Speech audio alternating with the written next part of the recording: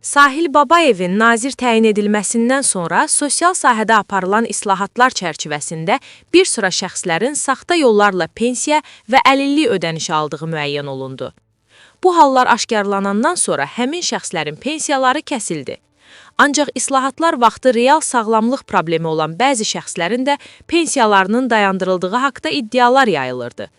Bəs pensiyası kəsilən şəxslər problemlərini sübut etdikləri halda təqaüdlərini yenidən bərpa etdirə bilərlər? Mövzu ilə bağlı konkret nöqtə-aza açıqlama verən iqtisadçı Xalid Kərimli qeyd edib ki, pensiyası kəsilən şəxslər hüquqlarını sübut etdikləri halda mübarizə apararaq təqaüdlərini bərpa etdirə bilərlər. Onun sözlərinə görə, əgər vətəndaşın pensiya almaq hüququ qanunvericiliyə uyğuldursa və ona qarşı haqsızlıq edilibsə, bu halda hüquqi mexanizmlərdən istifadə etmək mümkündür. Kimin pensiyası kəsilibsə, mübarizə aparıb pensiyasını bərpa edə bilər.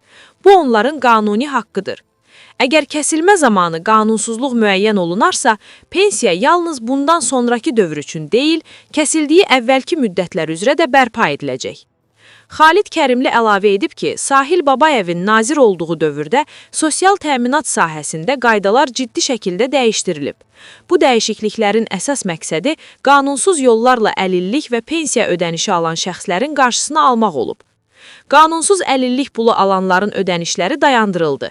Eyni vaxtda qanunvericilik dəyişdirildi ki, daha az sayda, amma həqiqətən ehtiyacı olan insanlara əlillik və sosial ödənişlər verilsin. İqtisadçının sözlərinə görə, real problemi olan şəxslər sənədlərlə bunu sübut etdikdə onların pensiyalarının yenidən bərpası mümkündür.